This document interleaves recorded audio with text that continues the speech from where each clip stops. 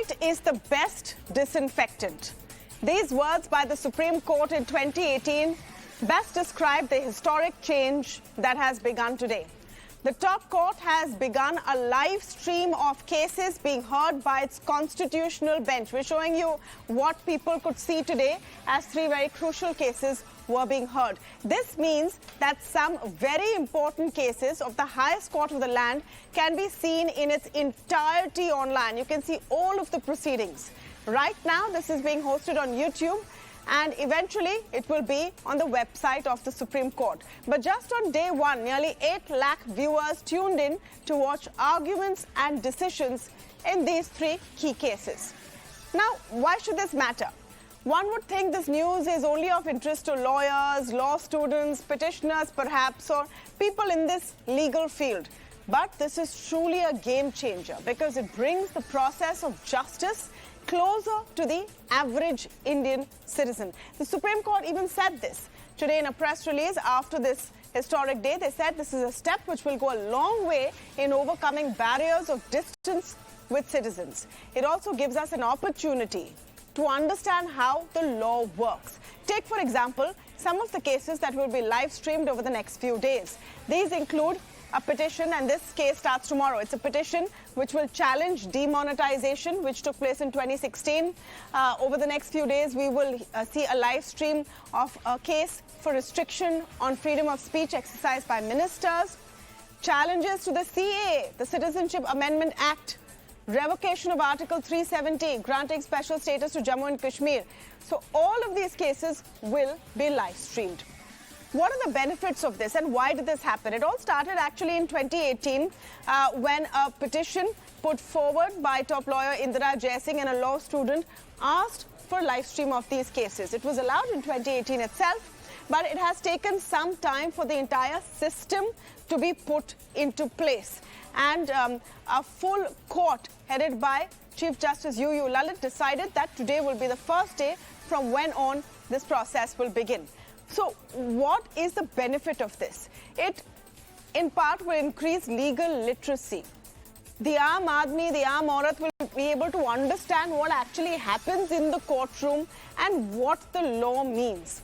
It will enhance transparency and access to judiciary and first-hand access to information that concerns hearings. What are the problems? Some of the problems are that some of the things the judges or the lawyers say may be taken out of context. It may lead to distortion of facts, and hearings could be swayed by public opinion. Now, we'll have to see whether lawyers and judges will want to play to the galley. So is this going to be a game changer, and what else can be done to increase transparency in the judiciary? To speak on this, I'm joined now by Karuna Nundy, Supreme Court advocate, Ujjwal Nikam, senior lawyer, Sanjay Hedge, senior advocate in the Supreme Court, is joining us today, and I'm also speaking with Dr. Sujay Kantawala. Welcome to all of you, and thank you so much for joining us today on the show. Karuna, let me begin with your take and why this is a welcome move. Will this also make lawyers a little bit conscious? I don't think so, because I hope not, because I think that you have to focus very acutely on that bullseye, right? Which is what your bench is thinking. So I think that in particular, actually you're right, in particular cases, there might be this idea that the lawyer's playing to the gallery. But obviously the primary audience will always be the bench. I think it's such an important move, because if you just look at the cases today, if you look at the Sena versus Sena case, for example, right?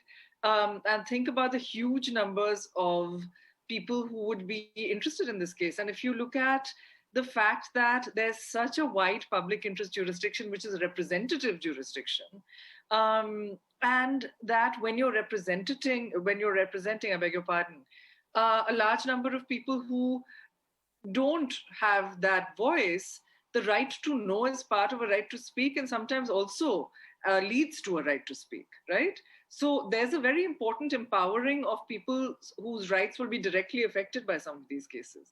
So I think it's a great thing. It's a first step, of course, because in addition, I think pleadings should be public unless there's a reason not to make them public. For example, if it's a case of sexual assault and the woman doesn't want the pleadings to be public. I think that access to courts should be public, and with, of course, the crowding in mind. But access, I think issues of access should be seen not just from the perspective of crowding, but also from the perspective of participation. Of course, this helps in that perspective because at least people can watch. Yes, Ujjwal Nikam is also with us. Mr. Nikam, do you think this will truly be a game changer in terms of people understanding what happens in court? The layman's understanding of what goes on in a top court sometimes is restricted to works of fiction, to be honest.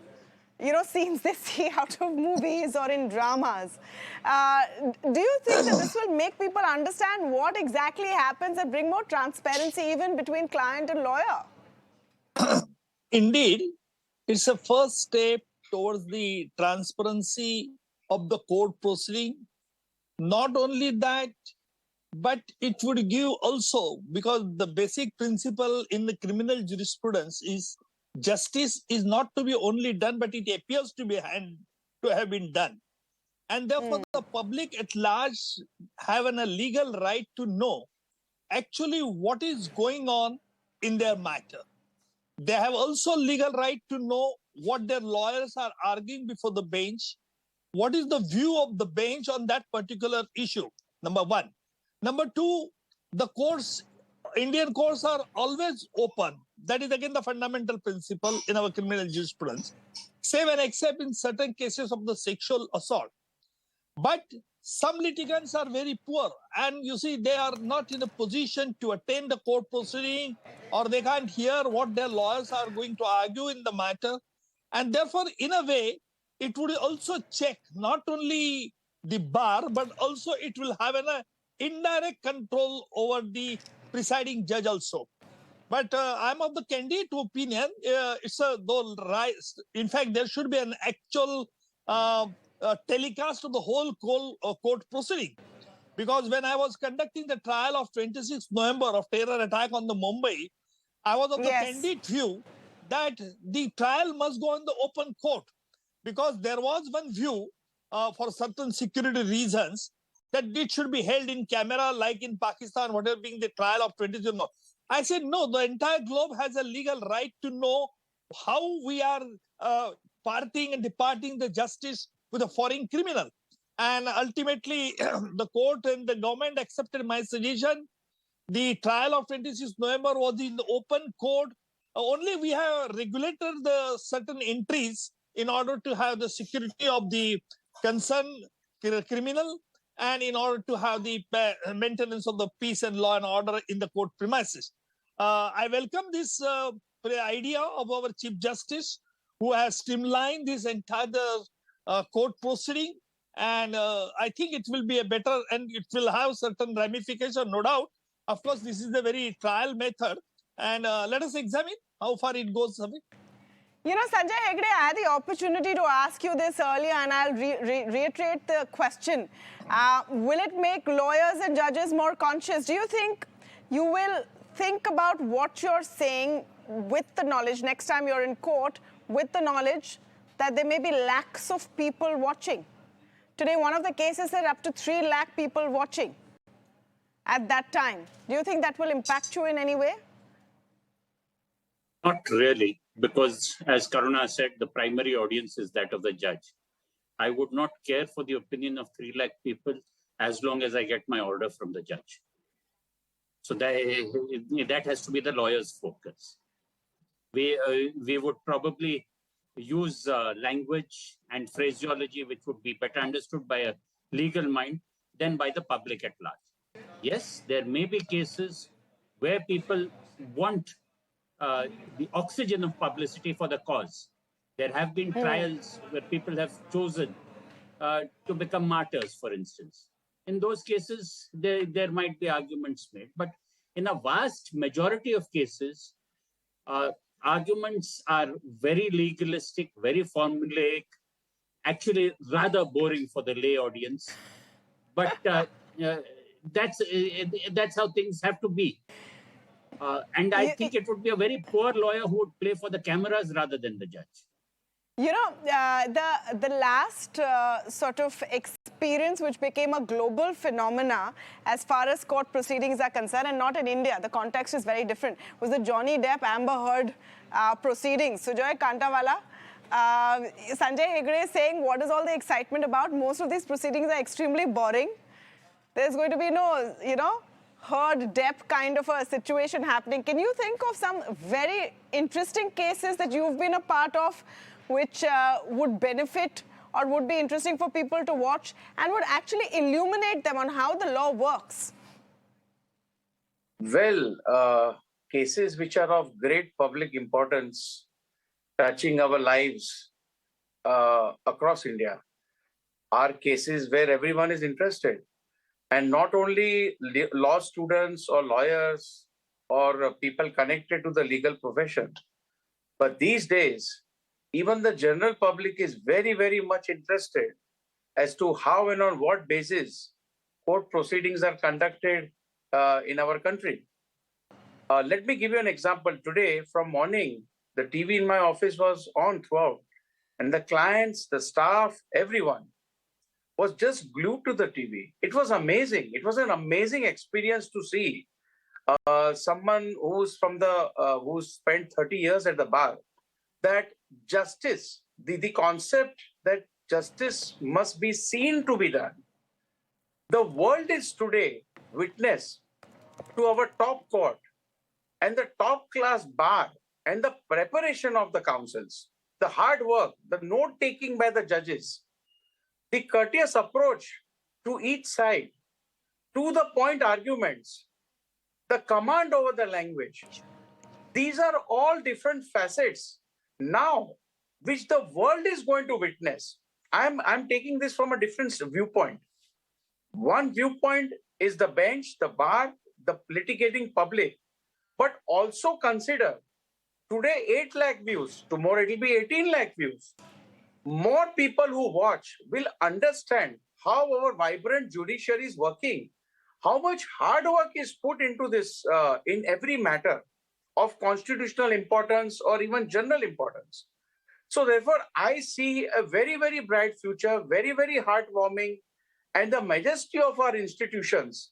Now, in fact, when people realize someone sitting in Cochin, as far as Cochin, would be seeing what is happening in New Delhi, he would not have to ask somebody else. He would exactly know what was happening, what were the arguments. Ultimately, it's the judgment which comes. But at least the public realizes what is happening in the courts. You see, that is going to send a very, very positive message down the line. And I feel more and more that the public and all of us are witness to proceedings in different courts. More the responsibility, more the quality. I am sure that in the times to come, things will improve and we are going to enjoy this experience. Let me put it this way. We are going to enjoy this experience because it's a part of our system. It's one of the legs on which our country stands, the executive, the judiciary. So therefore, I welcome this step and I hope that in the times to come, we see more and more of live streaming. Yeah, Karuna Nundy, you talked about what else needs to be done to increase transparency in the judiciary. Do you think that especially in very sensitive cases, and I listed a few that will be live streamed in the days to come, there will of course be more, and these are for the constitutional bench, it will become crucial, these proceedings and the live streaming of these proceedings will be crucial in understanding the thought process of all the parties involved, including the government of the day? You're absolutely right. And I think that's a very important issue to consider. But first, I also want to take a moment to appreciate Sujay Kantawala's just sheer celebration of all of this, you know. I think as we get involved in all the issues and, you know, all the difficulties and this, that, and the other, we forget that we actually do have a very high-level court, you know, that it does function for the most part, at a fairly sophisticated level of proceeding. So let's appreciate that. Look, we are still in a jurisdiction where judges across the board, even progressive judges, are quite hesitant to strike down hate speech provisions, however deeply overbroad they seem. And they are, in fact, right? And the reason is because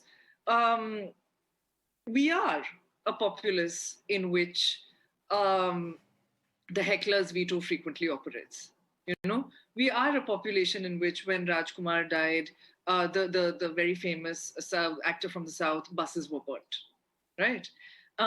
We are a jurisdiction where our police per million is quite minimal, and frequently, and contrary to law, the police will detain somebody who has said something that that should fall under Article 19(1)(a), because they can't see how they're going to deal with the fallout, right? I am not, I mean, as my cases and my speech on the subject will have demonstrated, I'm not behind any of this. But what I'm saying is that judges and are quite concerned about the incendiary effect of particular types of speech. So when it's a particularly sensitive matter, I think that the good thing now is that when it's a matter of public importance, or a matter of public importance, the onus will be on the person who seeks to cloak the proceedings in a veil of secrecy, to demonstrate that it will be incendiary or whatever in some way, and how, and the fact that, and I think the heckler's veto not being a veto will be something that's in sharp relief, and we have to get our act together to deal with that. But one important thing I think that is central to all of this is that in the constitutional setup that we have, and a setup where the rule of law is of fundamental importance, but also that the importance comes from a place of reason. It's sort of rule by reason, right? So judgments are public, but for our citizens to look at how they are reached, I think is very important. So this speaks to that in a very fundamental way. But also the context and taking certain, stray observations or statements from any which side out of context. Is there a concern on that? I'm going to take this question to Mr. Ujjwal Nikam. We are in the world of very short attention spans. And what I also found interesting and astonishing is something as formatted as a legal process being subjected to the vagaries of social media. How do you think that is going to work out? We are expecting this to help people understand the law, but the legal language is so tough to understand. There is such a long process which goes before any one argument is made. And is there a concern that maybe one stray sentence can be taken out of context? We often see that one observation made by a judge in some other context becomes the front page headline the next day. That's not necessarily what the final, order is. Yes, you are perfectly right in saying that this would have another impact from making unwarranted observation either by the lawyers or even by the presiding judges. And I think this would maintain the decorum of the court. This live telecast that has one of the most advantage is that not only the public will come to know what is going to happen in their matter, but of course, I do agree with the other panelist that legal arguments are, of course, bore arguments. At sometimes the litigants are unable to understand or to digest what is going on in the court proceeding. But at least everybody who is concerned in the matter, they will be very conscious about their submissions. And not only that, they won't make such type of unwarranted gesture or remarks or comments or arguments while arguing the case on behalf of the litigant. So this would have a dual advantage. Not only that about the transparency in the court proceeding, but this will have an indirect impact or effect or control upon the unwarranted observations. That is what I feel. May I say with my tongue firmly in cheek, maybe for lawyers, some reprieve from very strict judges who may scold them otherwise and maybe won't, knowing that the proceedings are live. Mr. Hegde, you know, some would say that we're celebrating today on this show and talking about what a great move this is, transparency, etc. What about issues like the massive backlog in our judicial system, lack of transparency in other ways of how the whole system works, and really bringing justice in an affordable and timely manner to the last person, to the very last Indian citizen? What about all of those issues? Well, a large portion of the backlog is not necessarily because of what happens inside court, but it's because of what happens outside court. A lot of matters which should not go into court end up in court simply because two government departments can't decide what to do. Or the government department knows what is the correct thing to do, but says, why don't you get me a court order? Thereafter, there can't be an audit objection. Nobody can file a CBI case against me later. So I don't see this as a panacea which will instantly solve the problem of arrears. But yes, I do agree with Mr. Nikam that, people will be more careful about what they say. For instance, in Mr. Nikam's own case, I remember that during the trial, the Bombay, the 2611 trials, he did start something about Ajmal Kasab wanting biryani. Now, biryani then became a kind of trope all over social media, which targeted a particular community. Today, I'm sure that Mr. Nikam, in a televised situation or on a webcast situation, may not say something like biryani. And we would, to that extent, be much more careful. Mr. Nikam, you want to respond to that? I see you smiling there. No, that was not a comment inside the court. That was outside the court. And that was comment in a different manner, in a different context also. And I have, in fact, this issue was racked up in the court of law also. And I requested the judge, but you get it clarified from the concerned Ajmal Amir Kasab, whether he has asked for biryani or not. But in fact, Kasab was a big actor. He didn't reply anything. And that issue was closed only at that point of time.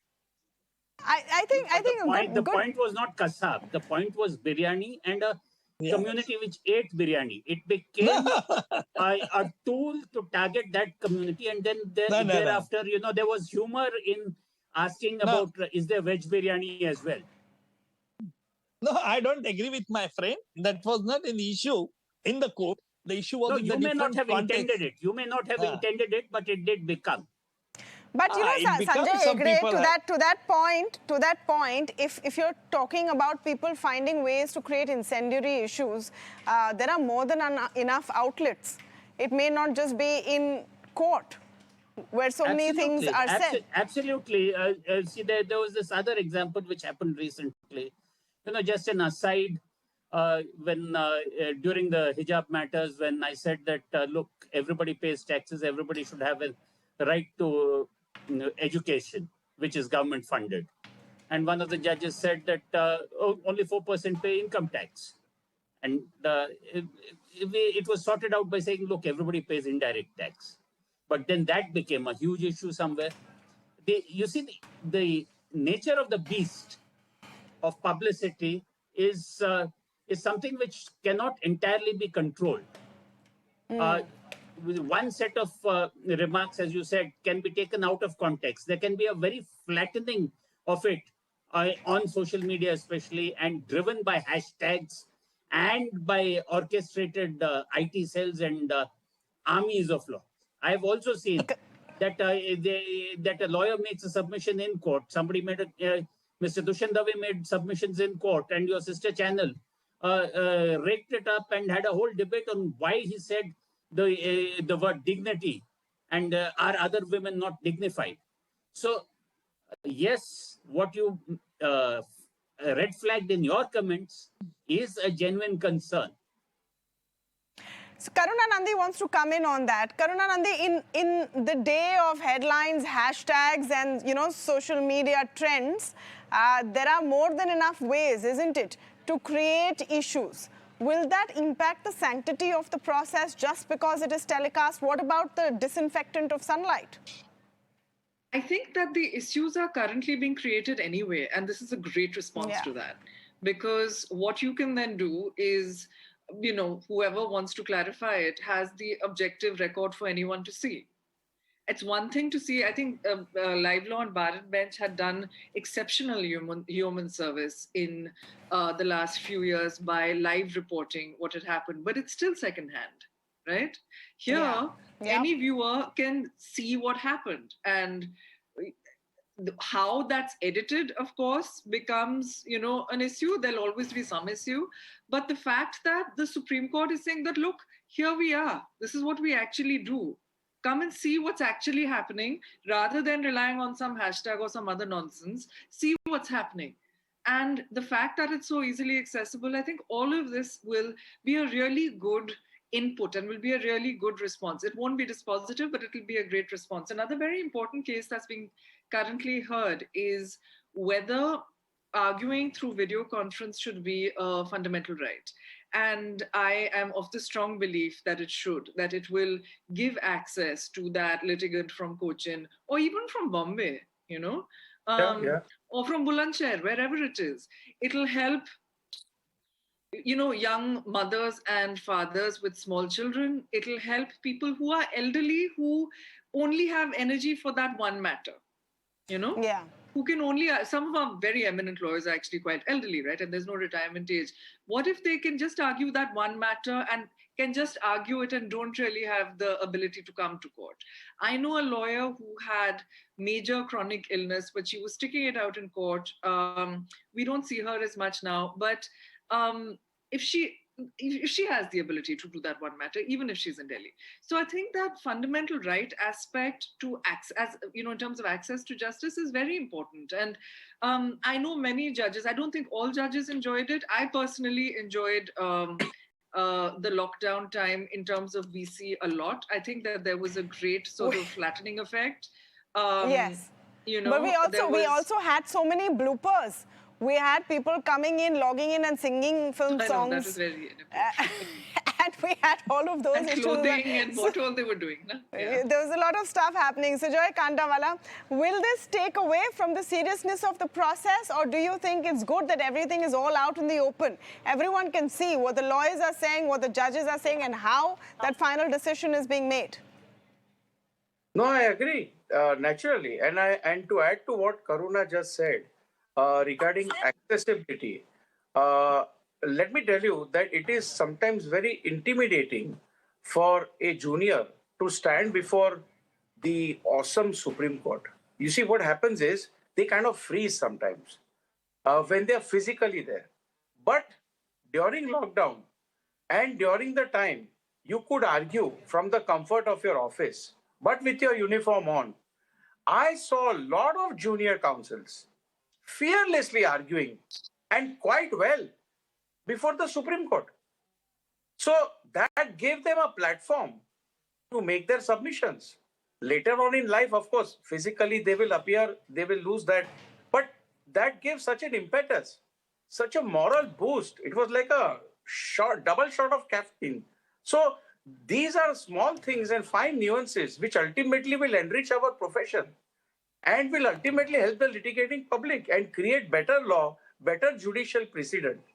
So therefore, looking at this from all angles, and the fact that our court, now the world can see what a vibrant judiciary we have. I'm sorry, I'm repeating myself.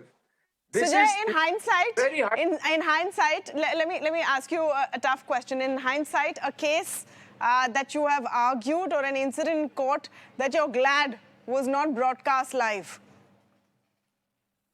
Well, I don't want to broadcast it live again here.